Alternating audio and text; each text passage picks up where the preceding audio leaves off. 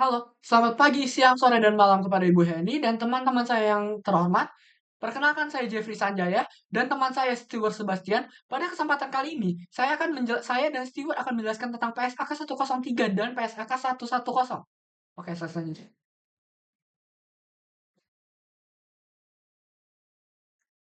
Pengertian PSAK 103 yaitu adalah mengatur perlakuan akuntansi atas transaksi kombinasi bisnis, yaitu ketika suatu entitas memperoleh pengendalian atas satu atau lebih bisnis lain. Standar ini bertujuan untuk memastikan bahwa seluruh aset, liabilitas, dan kepentingan yang diperoleh dalam kombinasi bisnis dicatat secara tepat, sehingga mencerminkan kondisi ekonomi yang sebenarnya. Lalu PSAK 103 mengadopsi prinsip utama bahwa kombinasi bisnis harus dicatat berdasarkan nilai wajar pada tanggal akuisisi. Dengan demikian, laporan keuangan saat memberikan gambaran yang lebih akurat mengenai nilai perusahaan setelah terjadinya kombinasi bisnis. Oke, selanjutnya.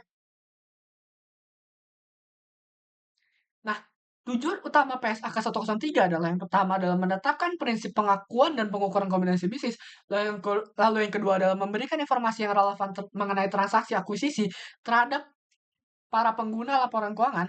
Lalu yang ketiga adalah meningkatkan transparansi atas aset dan liabilitas yang diperoleh. Lalu yang keempat adalah memastikan konsistensi dalam pencatatan transaksi kombinasi bisnis. Dan yang terakhir adalah membantu para investor dan kreditor untuk menilai dampak ekonomi dari akuisisi atau merger yang dilakukan perusahaan. Oke, selanjutnya. Nah, lalu di sini adalah ruang lingkup PSAK 103, yaitu diterapkan ketika entitas memperoleh pengendalian atau kontrol atau atas satu atau lebih bisnis melalui berbagai cara. Seperti yang pertama adalah akuisisi saham dalam kepentingan ekuitas, lalu yang kedua adalah pembelian aktiva neto, dan yang ketiga adalah peleburan sesungguhnya atau true merger, dan yang keempat adalah transaksi yang melibatkan akuisisi lebih dari satu entitas bisnis atau kombinasi bisnis yang bertahap. Namun, standar ini tidak berlaku untuk yang pertama adalah pembentukan kerjasama atau joint arrangement, lalu yang kedua adalah akuisisi aset yang tidak memenuhi definisi bisnis, dan yang terakhir adalah kombinasi entitas atau bisnis yang berada dalam pengendalian yang sama atau common control yang diatur dalam standar tersendiri. Oke, selanjutnya. Nah, di sini adalah metode akuisisi. PSAK 103 mewajibkan setiap kombinasi bisnis dicatat menggunakan metode akuisisi. Metode ini bertujuan untuk memastikan bahwa aset, liabilitas, dan kepentingan yang diperoleh dalam kombinasi bisnis diakui dan diukur secara tepat dan sesuai kondisi pada saat akuisisi tersebut atau akuisisi tersebut terjadi. Penerapan metode akuisisi terdiri dari 4 tahapan utama, yaitu slide selanjutnya. Nah, tahapan yang pertama adalah identifikasi pengakuisisi atau identifying the acquisier. Pengakuisisi adalah entitas yang memperoleh pengendalian atas entitas lain. Penentuan pengakuisisi penting karena menjadi dasar dalam pencatatan dan pelaporan transaksi kombinasi bisnis. Lalu yang kedua adalah penentuan tanggal akuisisi. Tanggal akuisisi merupakan tanggal ketika pengakuisisi memperoleh pengendalian atas pihak yang diakuisisi. Tanggal ini menjadi dasar untuk mengukur dan mengakui seluruh aset serta liabilitas yang diperoleh.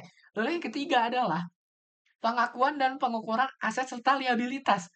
Pada tanggal akuisisi, seluruh aset teridentifikasi dan liabilitas diambil alih harus diakui dan diukur berdasarkan fair value. Pengukuran ini bertujuan agar laporan keuangan mencerminkan nilai ekonomi yang sebenarnya. Oke, slide selanjutnya. Nah, tahapan yang terakhir adalah pengakuan goodwill atau keuntungan dari pengambilan murah. Tahap terakhir ini adalah menentukan apakah transaksi menghasilkan goodwill atau keuntungan dari pembelian murah. Goodwill muncul ketika imbalan yang dialihkan melebihi nilai wajar aset neto dari aset neto yang diperoleh. Sedangkan bargain purchase terjadi apabila nilai wajar aset neto lebih besar daripada imbalan yang diberikan. Oke, selanjutnya. Nah, pertanyaannya kapan goodwill timbul? Nah, goodwill timbul ketika imbalan yang dibayarkan oleh pengakuisisi lebih besar daripada nilai wajar aset neto yang diperoleh. Kondisi ini biasanya terjadi karena pengakuisisi bersedia membayar lebih untuk memperoleh manfaat ekonomi masa depan yang tidak dapat diidentifikasi secara terpisah, seperti reputasi perusahaan yang baik, lalu loyalitas pelanggan, yang terakhir adalah kekuatan merek atau brand value. Oke, slide selanjutnya.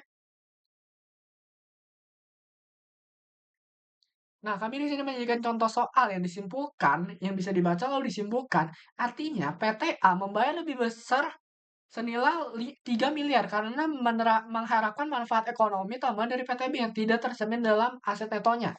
Oke, selanjutnya. Nah, pertanyaannya, kapan sih bargain purchase timbul? Bargain purchase terjadi ketika nilai wajar aset neto diperoleh lebih besar daripada imbalan yang dibayarkan oleh pengakuisisi. Dengan kata lain, perusahaan memperoleh bisnis dengan harga yang lebih murah dibandingkan nilai wajarnya. Kondisi ini dapat terjadi karena yang pertama adalah perusahaan target mengalami kesulitan keuangan, lalu yang kedua adalah terjadinya penjualan terpaksa atau oversell, dan yang terakhir adalah kondisi pasar yang kurang menguntungkan. Menurut PSAK 103, sebelum mengakui bargain purchase, perusahaan harus meninjau kembali seluruh pengukuran untuk memastikan kesalahan dalam penilaian aset, liabilitas, maupun imbalan yang dialihkan. Nah, lalu rumus bargain purchase adalah nilai wajar aset neto dikurangi dengan imbalan yang dialihkan. Oke, selanjutnya. Oke, kita masuk ke contoh soal yang kedua. Dapat disimpulkan, selisih sebesar 2 miliar tersebut diakui sebagai keuntungan gain dalam laporan laba rugi. Oke, selanjutnya. Oke, slide selanjutnya akan dijelaskan oleh teman saya yaitu Stewart Sebastian.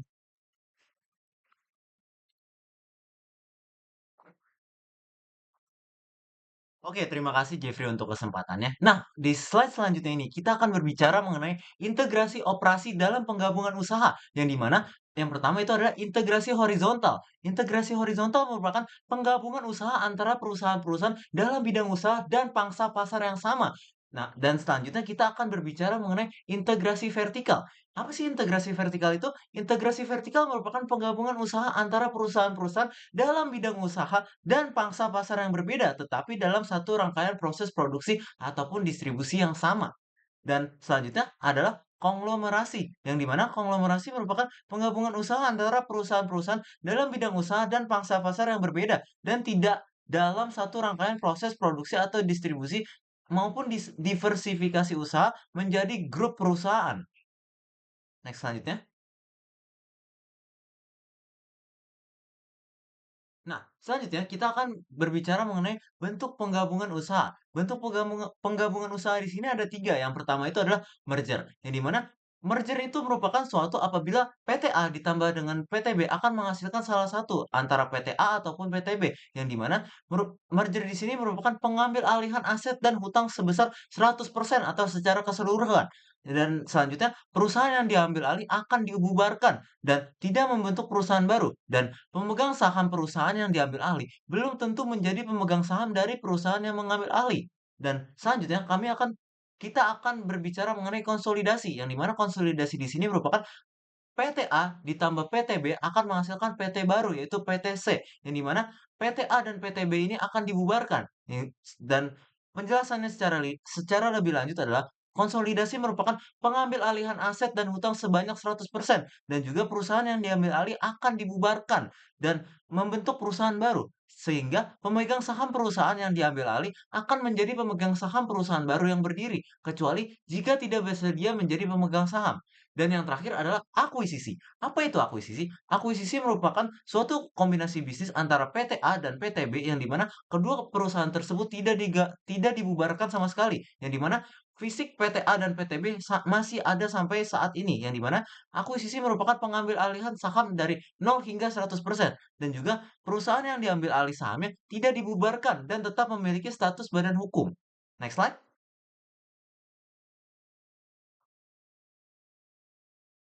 Selanjutnya, kita akan masuk ke pengertian PSAK 110.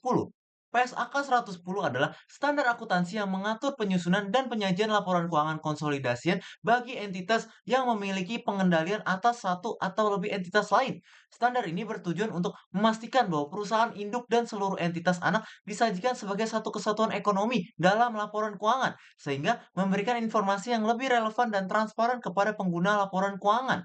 PSAK 110 menggunakan konsep pengendalian atau kontrol sebagai dasar utama dalam menentukan apakah suatu entitas harus dikonsolidasikan dengan mempertimbangkan kekuasaan atas investi, hak atas imbal hasil variabel, serta kemampuan untuk mempengaruhi imbal hasil tersebut melalui kekuasaan yang dimiliki. Dengan demikian, PSAK 110 berperan penting dalam menggambarkan posisi keuangan, kinerja, dan arus kas suatu kelompok usaha secara menyeluruh. Next slide.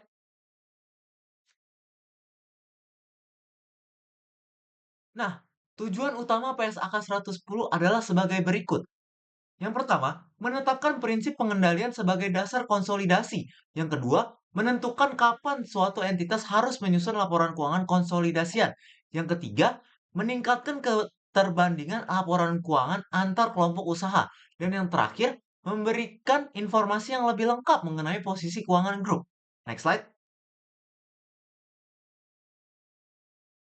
Oke, selanjutnya kita akan masuk ke konsep pengendalian menurut PSAK 110 atau konsep pengendalian melalui kontrol, yang di mana konsep pengendalian atau kontrol merupakan inti dari PSAK 110 karena menjadi dasar dalam menentukan apakah suatu entitas harus dikonsolidasikan ke dalam laporan keuangan grup.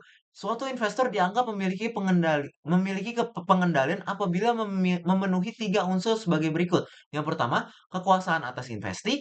Yang kedua, memiliki exposure atau hak atas imbal hasil variabel dari keterlibatannya dengan investi. Dan yang terakhir, mampu menggunakan kekuasaan tersebut untuk mempengaruhi imbal hasil yang diperoleh.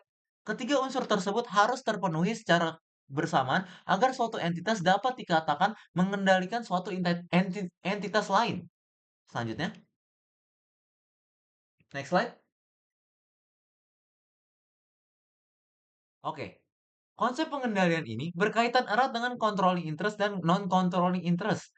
Pihak yang memenuhi ketiga unsur pengendalian tersebut disebut memiliki controlling interest, yaitu kepentingan pengendalian yang memberikan hak untuk mengarahkan kebijakan keuangan dan operasional perusahaan. Dalam banyak kasus, controlling interest dimiliki oleh perusahaan induk yang memiliki mayoritas hak suara atau hak lain yang memberikan kendali atas entitas anak. Karena memiliki pengendalian, perusahaan induk tersebut wajib mengkonsolidasikan laporan keuangan entitas anak sesuai dengan ketentuan PSAK 110 yang berlaku.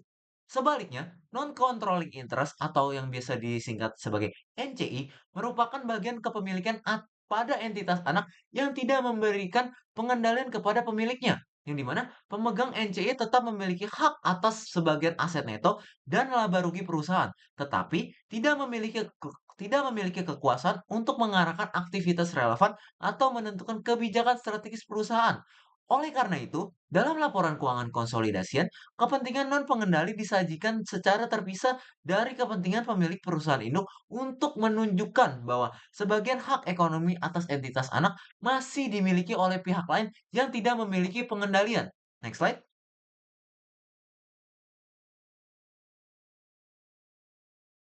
Selanjutnya, kita akan berbicara mengenai prinsip-prinsip dalam konsolidasi, yang dimana dalam penyusunan laporan keuangan konsolidasian, menurut PSAK 110 menetapkan bahwa beberapa prinsip penting yang harus diterapkan agar laporan keuangan dapat mencerminkan kondisi kelompok usaha sebagai satu kesatuan ekonomi, yang dimana yang pertama, penggabungan seluruh akun.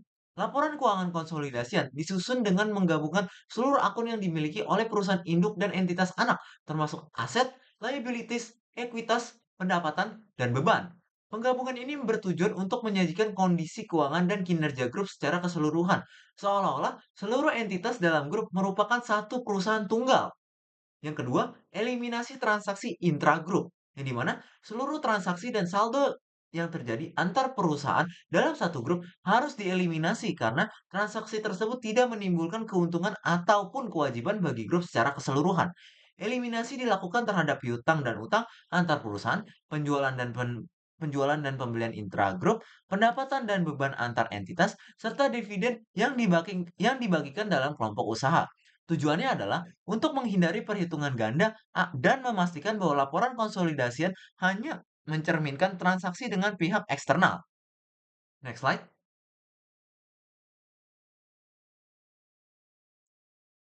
Oke, yang ketiga itu adalah penyajian kepentingan non-pengendali. Apabila perusahaan induk tidak memiliki 100% kepemilikan atas entitas anak, maka bagian kepemilikan yang dimiliki oleh pemegang saham lain harus diakui sebagai kepentingan non-pengendali atau non-controlling interest. Dalam laporan keuangan konsolidasian, NCI atau non-controlling interest disajikan secara terpisah dalam ekuitas serta memperoleh bagian atas laba atau rugi entitas anak sesuai porsi kepemilikannya. Hal ini bertujuan untuk menunjukkan bahwa sebagian aset neto dan hasil usaha anak perusahaan masih menjadi hak pihak lain. Yang keempat ataupun yang terakhir, kebijakan akuntansi yang seragam. Agar laporan keuangan konsolidasi dapat disajikan secara konsisten dan dapat dibandingkan, seluruh entitas dalam grup harus menggunakan kebijakan akuntansi yang seragam. Jika terdapat perbedaan metode atau kebijakan akuntansi antar perusahaan dalam grup, maka perlu dilakukan penyesuaian terlebih dahulu sebelum proses konsolidasi dilakukan. Dengan demikian, informasi yang dilakukan menjadi lebih andal dan mencerminkan kondisi ekonomi grup secara wajar. Next. Oke, sekian presentasi dari kelompok kami, dan terima kasih.